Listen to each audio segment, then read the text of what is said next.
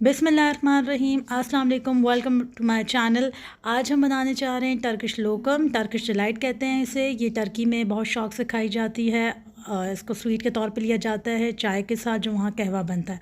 उसके लिए मैंने एक पैन के अंदर जूस ले लिया। ये फ्रेश ऑरेंज जूस है कीनू का। मैंने 350 ml लिया है, 350 ml के करीब मैंने लिया है। और आप देख रहे हैं कि ये पल्प ही है, इसके अंदर थोड़ा सा पल्प है। उसके साथ मैंने 2 चम्मच, बड़ी वाली चम्मच जो खाने की होती है, मैंने कॉर्नफ्लोर ले लिया है, इसमें शामिल कर देंगे।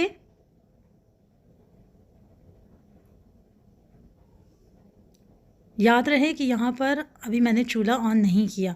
इसके साथ मैंने 3 से 4 चम्मच चीनी डाल दी है, क्योंकि कीनू जो थे वो काफ़ी खट्टे थे, तो उसके लिए मैंने यहाँ 3 चम्मच चीनी ऐड किए, शामिल किए। अगर आपके पास जो कीनू हैं अगर वो मीठे हैं तो आप चीनी की अमाउंट थोड़ी सी कम कर सकते हैं। ये भी मैं इसके अंदर शामिल कर दूँगी और ये चीनी भी हम इसमें शामिल कर देंगे। ठीक है, तमाम अज्जा को एक साथ हम शामिल करेंगे और इसको विस्क की मदद से अच्छे से मिक्स करेंगे।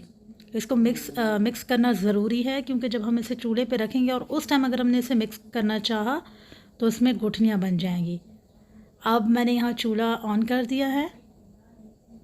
चूल्हा ऑन करने के बाद मैं इसको विस्क से अच्छे तरीके से मिक्स कर रही हूँ। यहाँ आप देख सकते हैं, जब आप इसको अच्छे से मिक्स करते जाएंगे तो गुठलियाँ नहीं बनेंगी। तो कोशिश कीजिएगा जब ये प्रोसीजर आप करें, ये प्रोसेस आप करें, तो आपने विस्क को चलाते जाना है। यहाँ आप देख रहे हैं कि इसकी थिकनेस का अंदाज़ा आपको हो रहा है कि इस तरीके से थिक होना चाहिए, मगर जब तक हमें ये जमने वाली कंसिस्टेंसी में नहीं आएगा तब तक हमने फ्लेम को ऑन ही रखना है। जब आपको ये लगना शुरू हो जाए कि ये मिक्सचर जो है वो थिक होना शुरू हो गया, तो चूल्हा आपने आहिस्ता कर लेना है। इसको हमने अच्छे से जो है वो विस्क की मदद से चलाते जाना है, ताकि इसमें कोई भी लंप ना बन पाए। यहाँ मैं आपको कंसिस्टेंसी सिर्फ दिखाना चाह रही हूँ कि अगर इस तरीके से रनी कंसिस्टेंसी होगी, यानी रनी मिक्सचर होगा, बह रहा होगा, तो आपने उस स्टेज पे बंद नहीं करना चूल्हे को, आपने विस्क को चलाते जाना है। ये आप देख रहे हैं कि आप विस्क चला रहे हैं। यहाँ पर मैंने एक बोल ले लिया था, उसको ग्रीस कर लिया है। कोई भी मोल्ड ले लें, कोई भी पैन ले लें जिसके अंदर आप इसको जमाना चाहें। यहाँ मैंने एक क्रिस्टल का बोल ले लिया है और उसको मैंने अच्छे से ग्रीस कर लिया है। और अब मैं इसको स्पैचुला की मदद से डाल रही हूँ। आप डायरेक्ट भी डाल सकते हैं। ग्रीस करना इसलिए ज़रूरी होता है ताकि ये आराम से बाद में निकल सके, डिमोल्ड हो सके।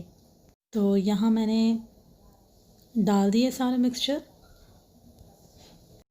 अब इस मिक्सचर को हम सेट करने के लिए कुछ देर रख देंगे। मैंने इसको 6 घंटे के लिए रखा था। आप अगर इसे फ्रिज में रखना चाह रहे हैं तो उसके लिए 4 से 5 घंटे काफ़ी हैं। यहाँ मैं आपको दिखाऊंगी कि 6 घंटे बाद आप देख सकते हैं कि बिल्कुल जम गया है। इसे मैं डीमोल्ड कर लूँगी, ये निकाल लूँगी इस बर्तन में से, इस मोल्ड में से। अब आप देख सकते हैं कि ये जम गया है। और आप इसे अपने अकॉर्डिंगली, अपने मुताबिक आप इसे शेप से कट कर सकते हैं, यानी कोई भी शेप दे सकते हैं। अगर काटने में थोड़ा प्रॉब्लम हो रहा हो, थोड़ा मसला हो रहा हो, ठीक से ना कट रहा हो, तो आप इसे शुगर की जो चीनी है, पिसी हुई चीनी, उससे डस्ट करके आप इसे आराम से कट कर सकते हैं। मैंने इसे काट लिया अब। और दूसरी तरफ मैंने जो आप देख रहे हैं सामने वाइट पाउडर, वो पिसी हुई चीनी है और उसके अंदर कॉर्नफ्लोर है। काटने के बाद ये मैंने क्यूब्स में काटे हैं और इसमें मैंने शुगर और चीनी और कॉर्नफ्लोर दोनों को डस्ट कर दिया, यानी दोनों को ऊपर लगा दिया। हल्का सा, बिल्कुल हल्का सा लगाना है, ज़्यादा ना लगाएं, क्योंकि उससे फिर खाने में टेस्ट फ़ील होता है कॉर्नफ्लोर का। इसी तरीके से सर्व की जाती है, इसी तरीके से पेश की जाती है, इसी तरीके से वो चाय के साथ इसे पेश करते हैं।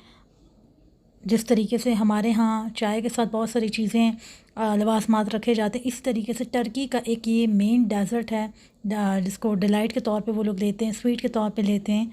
तो आप इसे ज़रूर बनाइएगा और मुझे इसका फ़ीडबैक ज़रूर दीजिएगा, ताकि मुझे पता चल सके कि आपने बनाया तो आपका रिज़ल्ट कैसा आया।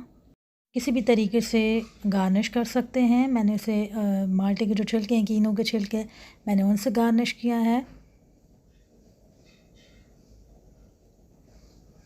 यहाँ मैं आपको इसको काट के भी दिखा रही हूँ कि ये अंदर से कैसी होती है। बहुत ज़्यादा जूसी होती है और मज़े की भी होती है क्योंकि इसमें फ्लेवर यूज़ होता है। हमने ऑरेंज जूस यूज़ किया है। जो भी आपका सीजनल फ्रूट हो आप उसका जूस यूज़ कर सकते हैं ईज़िली। मेरे चैनल को सब्सक्राइब ज़रूर करें और बेल आइकन भी ज़रूर प्रेस करें ताकि आपको मेरी नई आने वाली वीडियोस टाइम पर मिल सकें। नए आने वाली वीडियोस तक के लिए मुझे इजाज़त दीजिए। अल्लाह हाफ़िज़।